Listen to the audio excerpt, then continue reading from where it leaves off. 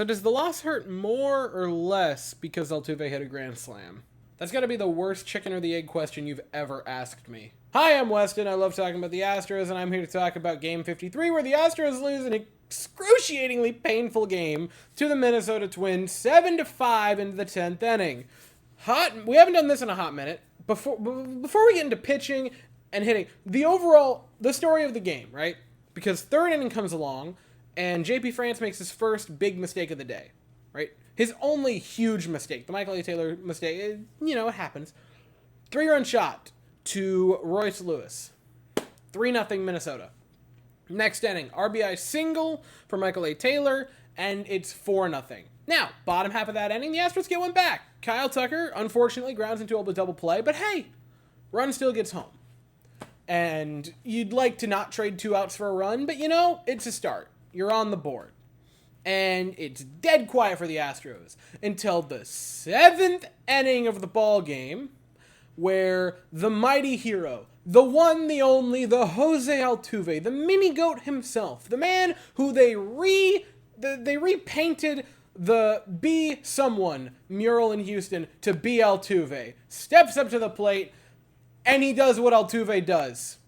Home run, a grand slam, a go-ahead grand slam in the 7th inning. Jose Altuve, since returning from the IL, has been the best hitter on the Houston Astros.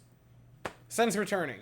He came into it with the question mark of, how is he going to be? Is he going to be bad? And in that first game, everyone panicked and thought, here comes the end of Altuve. And he's been the best hitter on the team since he's come back. 1,089 OPS plus. It was over 1,100 at the time when he hit the home run.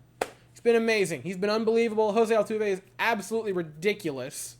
And I don't see an end in sight for him, man. I genuinely don't. The fact that he just keeps hitting the way he does is fantastic.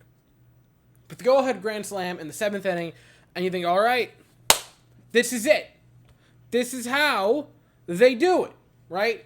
It's an incredible game. Altuve with the go-ahead slam. I just can't get over that, man. It is excruciating pain. But then the 9th inning comes, and they send in Ryan Presley, the man that God sent to cut people down. And it's not quite a meltdown, because it was only 1 run, but that was 1 run too many in that instance because it was a 1-run ball game. RBI single by Royce Lewis again, who kind of ate the Astros alive today, to make it a 5-5 ball game. Ties it up. They get out of the inning. They head to the 10th. Death sentence. Insert vague, I hate the extra inning rule skit here. And Jose Abreu gives up a 2-run shot to Ryan Jeffers. 7-5 final score. To go over pitching, JP France was not wonderful.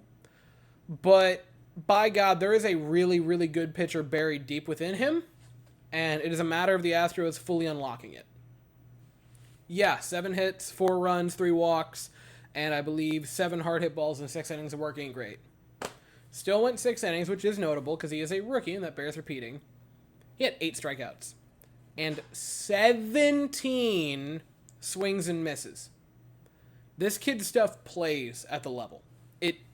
He has got the swing and miss stuff. The problem comes where there's swings, but they don't miss and they make contact. That's where the problem lies, because he gives up a lot of hard contact.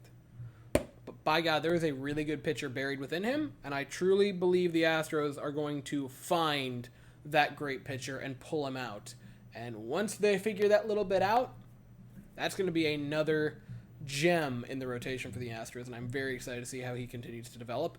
Seth Martinez gave up a couple of hard hit balls in his inning of work, but didn't give up any runs, which at the time was very important. Hector Neris, also nice inning of work, did give up a hard hit ball, did give up a hit, pair of strikeouts. Hector Neris, man, absolutely ridiculous. People do not talk enough about Hector Neris. Ryan Presley in the 9th was, again, not wonderful. Pair of strikeouts, gave up the run. As close to a Ryan Presley meltdown as you'll see, but 1 run in an inning with a couple of base runners still isn't horrific. It was just bad in that instance. And Brian Abreu is human. That's all I can really say. He's human. It happens. He gave up the run. The home run, it's not great. It sucks because that was a painful game to lose for the Astros after what Altuve did. It happens. It happens, and you just kind of got to roll with it. A lot of hard contact for the Astros today, and it doesn't necessarily show up. Jose Abreu had 3 hard hit balls, only had 1 base hit. Kyle Tucker had 3 hard hit balls and only had 1 base hit. Altuve did have a grand slam, which is just... It's so funny to me that he has not stopped producing. Bregman had a base hit, which is good. That's neato. Mauricio Dubon had a pair of base hits, because of course he did. Why wouldn't he? Mauricio Dubon being genuinely a bonkers hitter now is just kind of funny. Like, I've had a lot of bits in this season where we've talked about things that are kind of funny. That's one of them. So the Astros will look to tomorrow, where they can hopefully take the second game of the series, as they send Brandon Bielak to the mound, and the Minnesota Twins will send Joe Ryan to the mound.